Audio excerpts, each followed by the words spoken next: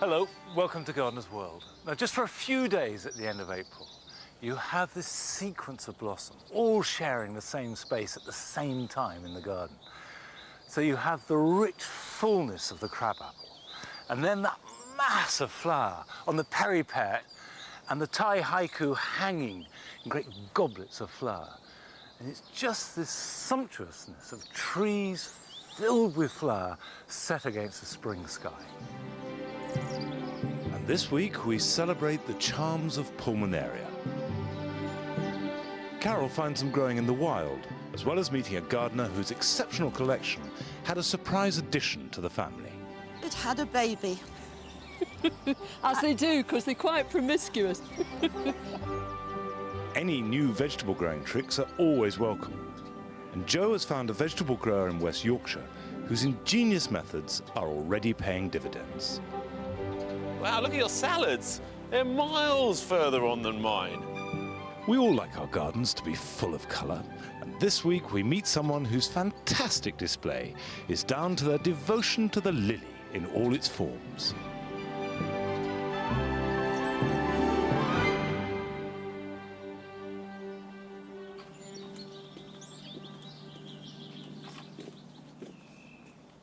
The spring garden is now a complete solid carpet of flowers. And I love it like this. But the truth is, most of those so-called flowers are weeds. They're not unwelcome, but they are weeds and they can be thuggish. There's cow parsley and there's jack in the hedge and there's celandine, and it's all spreading through it.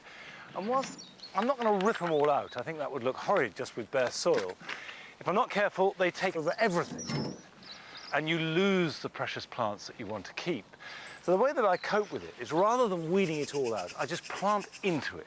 Now, these beds are essentially a little piece of woodland, but if you've got in your garden a shady border with trees or shrubs over the top, it's essentially mimicking a wood. So you need to choose woodland perennials that will thrive in it.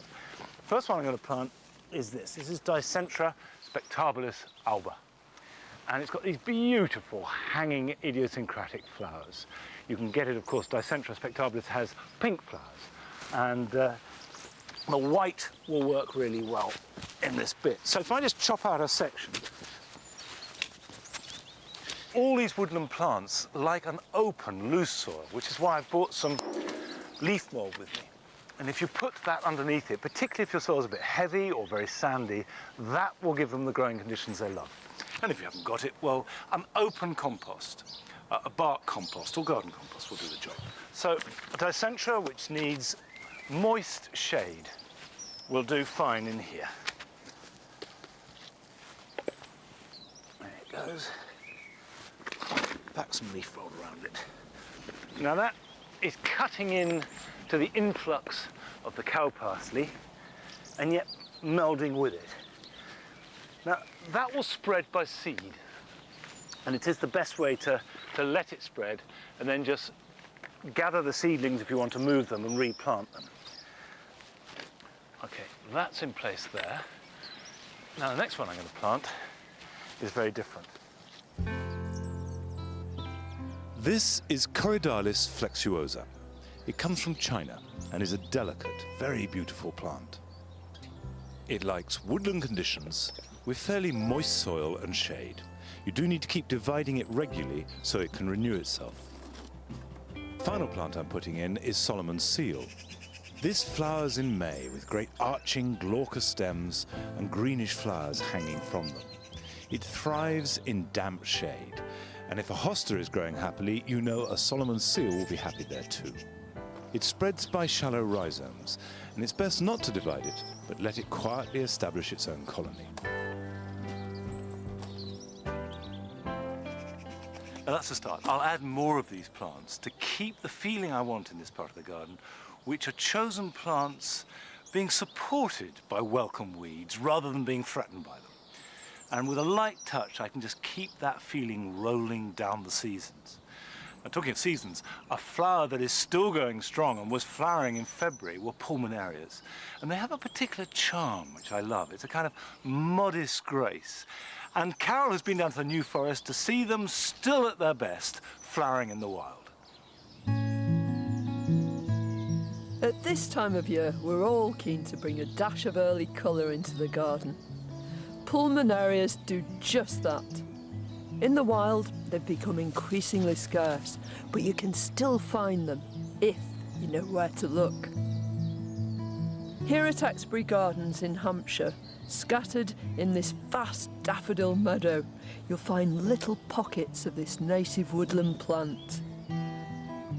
You can always tell when a plant's held in great esteem, in fondness by people, because it always has lots of common names. Some of them, in the case of Pulmonarias, allude to the spotting of the leaves. One of its names is Spotty Dog. But most of those vernacular names actually allude to the propensity the flowers have got to change from blue through pink. So they're names like Joseph and Mary and soldiers and sailors. And here in this daffodil meadow, still these wild clumps of this wonderful plant. You can tell at one time this would have been full of trees. It would have been light shade, just the kind of place that Pulmonarias love to live. But the trees have gone, and yet the Pulmonaria still survives. It's a real good doer. Pulmonaria's adaptability in early flowering is what's made it such a popular and beloved sight in our gardens.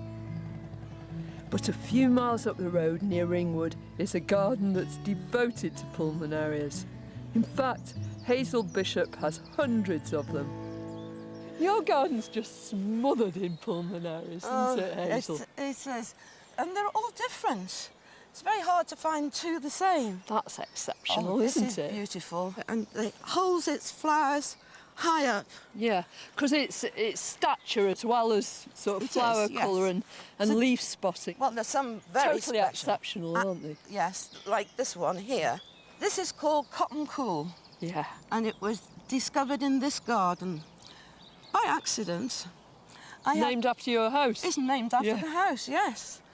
And I originally had two different Pulmonarias, and it had a baby. As they do, because they're quite promiscuous, Yes, aren't they they? had lots of babies, but one of the babies Yeah. had a long, thin, silver leaf with no spots on. Oh, what excitement. Well, I'd never seen anything like that before. That was 12 years ago, and when Hazel's Cotton Cool was taken to RHS Wisley for trial, it came back highly commended for garden worthiness. I've got this in my garden. It doesn't suffer from mildew. No. I can grow it out in full sun. Yeah. It's utterly brilliant. I'm so thrilled to see, you know, some of the originals or the progeny of the originals in their place. The best of the flowering is almost over. Yeah. I will then cut off the flowers, and then all those little leaves will suddenly spurt up and make a huge rosette. And it does it very quickly. They're like silver starfish, aren't they? Exactly, yeah. It only takes a Surface of few the soil. weeks. Yeah. And I'm looking for big silver plants that will then give me pleasure right to the autumn. Yeah. Because they actually never die. No. They do go smaller in the winter, but they're always above ground. That's one of the things about Pulmonarias, isn't it? Because, I mean, they're there right the way through, giving you pleasure, aren't they? Yeah. Such good garden plants. Now, how do you propagate these? I dig up a whole clump Yeah. and split it all up. And one clump like this will make about 20 plants. Right. What time Break of them up. year? Autumn. Right. They stay in their pots over winter. Have you ever tried doing root cuttings? No, I haven't. If you've just got one plant. Oh, and it's very special, then you could do that. But it's such a productive way of doing it. And it's rather thrilling, too, to see those little cut-off stems That's right. Oh, actually producing new leaves. yeah, plants for free. This is a plant that keeps on giving. From as early as January, it's an invaluable source of nectar for insects. Even when its beautiful flowers have faded late in spring, its spreading foliage goes on to provide a glorious tapestry of ground cover throughout the year. What is it about Pulmonarias that you think is so very, very special? Oh, where do you start? Everything. It starts flowering so early in the year. And what surprises me is that it can grow in very, very dry conditions. And its ground cover, it smothers all the weeds. Yeah.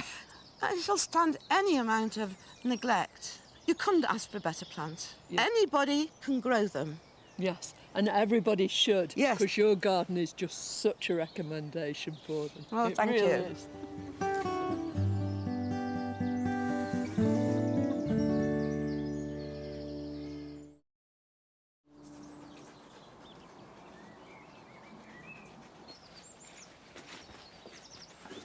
A few weeks ago I took some delphinium cuttings and they've all taken pretty well, I think. There's always a slight element of doubt because although there's some new growth, you can get a little bit of that without decent roots, but if I lift it up underneath, I can see a little bit of root sign coming under there.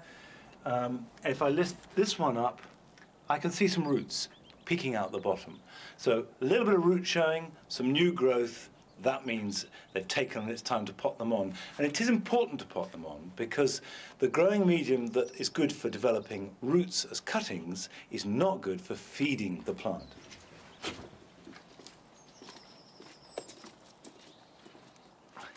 Now, of course, the whole purpose of taking cuttings is to get more plants for the garden absolutely free. So it's worth looking after them. Time and trouble you can take. You don't want to spend money. And there's always a slight moment of anxiety when you're taking these cuttings out of the pot. They look as though they've taken, but until you see the roots, you can't be sure. Let's give this a go. There we are. Do you see? Good root system there. That one, not many roots, but that will take. And what I'm going to do is just break that open on the surface there. That's come out. That's got a really nice root system. A good cutting, so we'll pop that up straight away. Now the mixture I'm putting it in is peat-free compost. I've added sieved garden compost, a little bit of grit and perlite in there, and that will just give it a little bit of extra oomph. I think the most exciting aspect of producing all these plants is the display you get at the end of it. You can really create a dramatic impact by planting in volume, in groups of 3 and 5 and even 7. And you can't really fudge that. It's what transforms a border. And we went to see a garden where the displays are absolutely astonishing, really dramatic, with a wide range of plants, and just one theme unites them all. Each one of them, in some way or other, is a lily.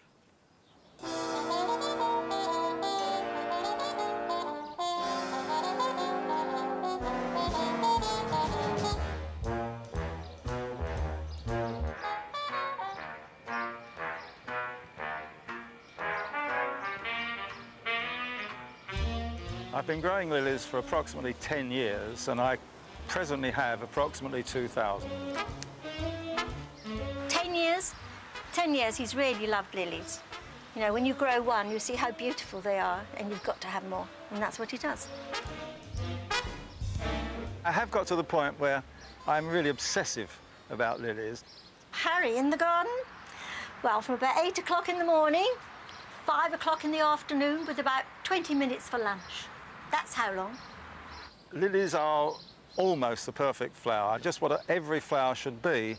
6 petals, they just look at you and you really say, you know, you've got to love me because I'm so beautiful. I can do all the hanging baskets, I can do all the boxes on the house, and I can go and clear up the mess he makes. But I'm not allowed to plant. There's no question about it, they have a tremendous wow factor. Wonderful colours, they grow very, very well, quite tall, sturdy, they don't flop about, so they're just a wonderful flower to grow. I can touch them, I can smell them, but that's about as far as it goes.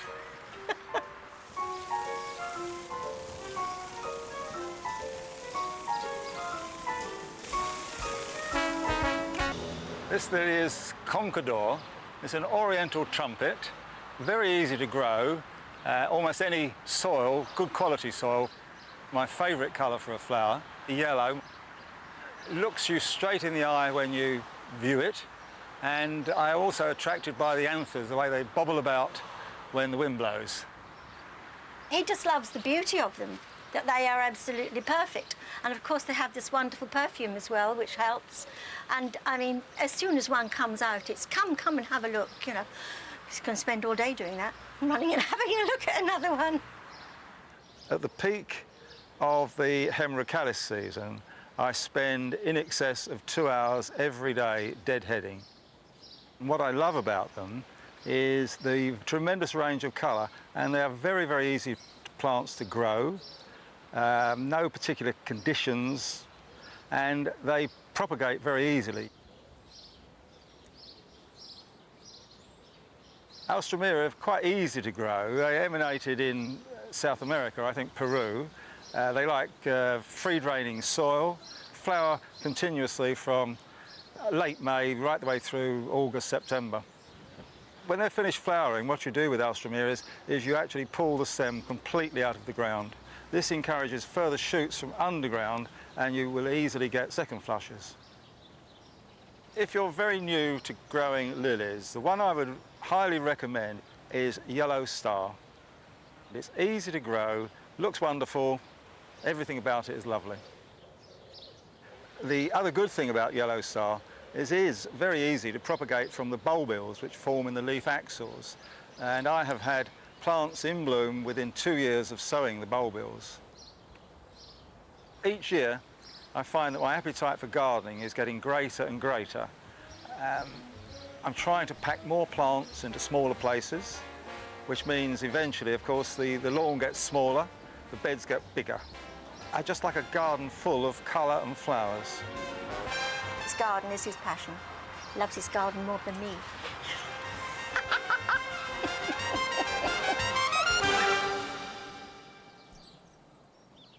This is the perfect time of year to get on in the vegetable garden. These beds are slowly filling up, but to make the best out of every inch of ground, I do need to plan ahead. It is important to keep vegetables rotating.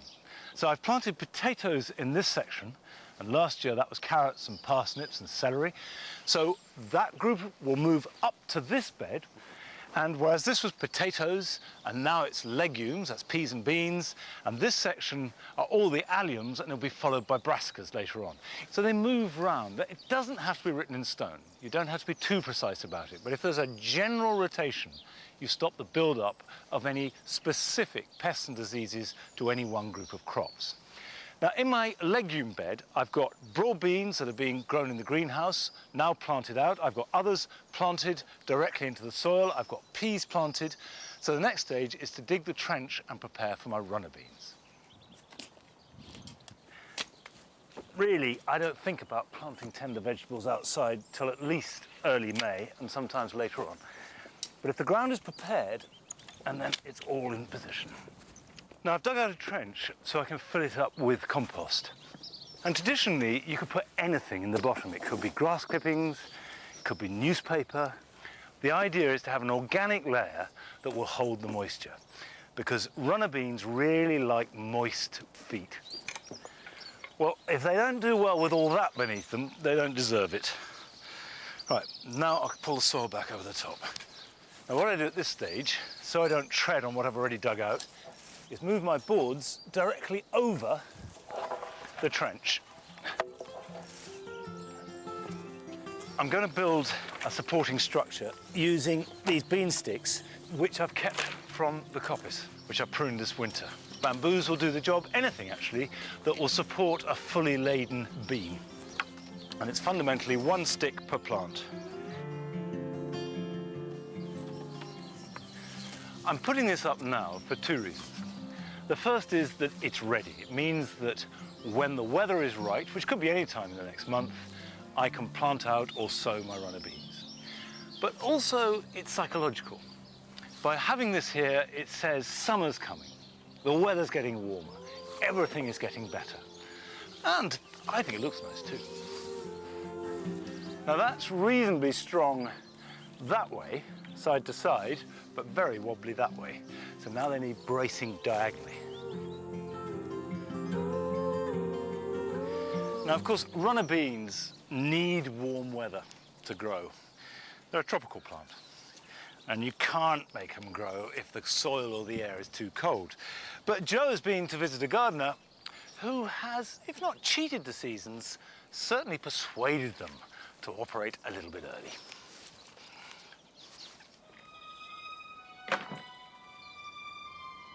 The area around Keighley in West Yorkshire isn't renowned for its record-breaking temperatures and light levels, but that hasn't stopped one man from harvesting crops at near impossible times of the year.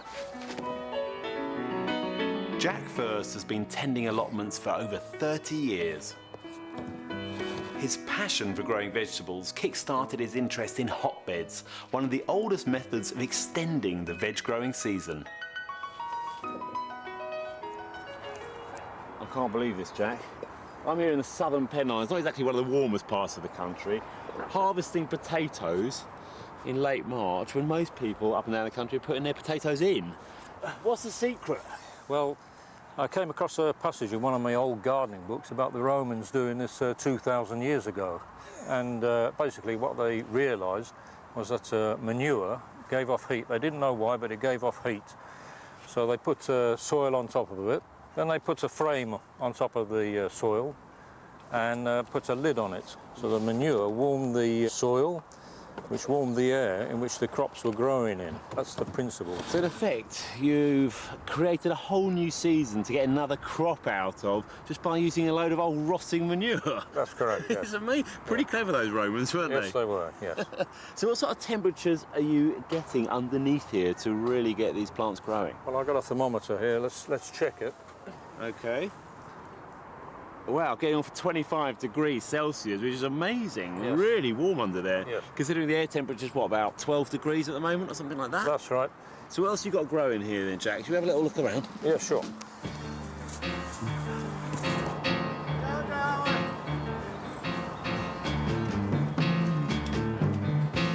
Everything looks so healthy. Wow, look at your salads. They're miles further on than mine. Can I have a little taste? Yes, of course. Is that Help right? yourself, yeah. Oh, they look so healthy, they look so good. Okay. Here you go. Mixed salads. You've got it all sorted here, haven't you? Yep, There's a lot of people who are going to want to know how to make one of these. Yes. Are you going to show me? certainly. It's got to be really nice and fresh, this manure. It wants to be between 1 day and, say, up to 5 or 6 weeks. Any older than that, you start to lose the potential of the heat that can be generated.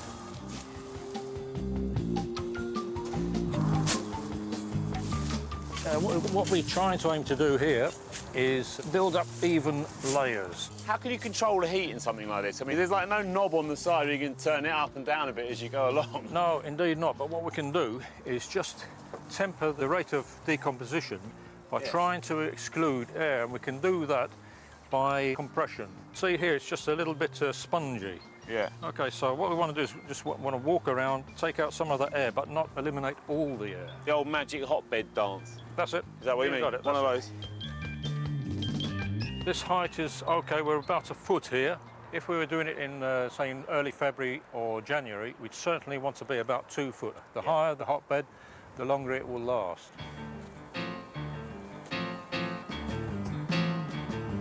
Once the hotbed is ready, a cold frame is placed on top. Compost is filled to a depth of 6 inches and then firmed down. Seed can be sown direct as early as January. And that's it. That's great. Brilliant. I love it. For me, Jack's technique is a fantastic way of squeezing the most out of your plot.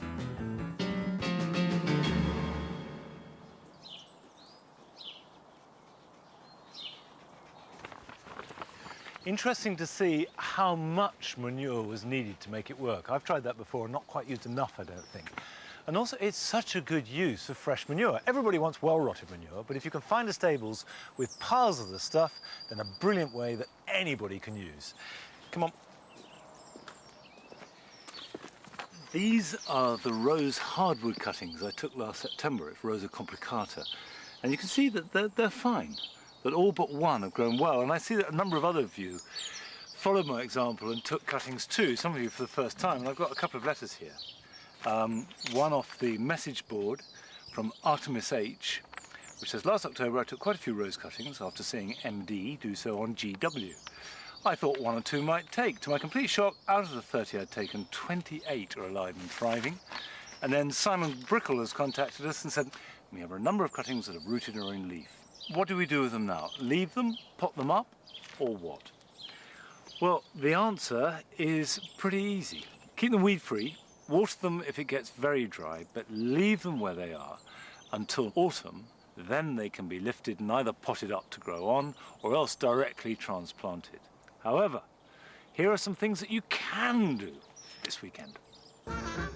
For many of us, we've had wet and warm weather recently, and nothing makes the weeds grow faster than that. In the vegetable garden, the best way to keep on top of them is with a sharp hoe. Try and hoe on a dry day, lightly skimming through the soil, cutting through the weeds, and leaving them to dry out on the surface. Herbaceous perennials are now growing almost visibly, and it's important to stake them before they start to flop. It doesn't matter what you use. I like to use the metal hoops that we made, but string with canes work well, or even prunings that you saved. Whatever it is, place it snugly around the plant, and in a few weeks it'll be invisible but still doing its job.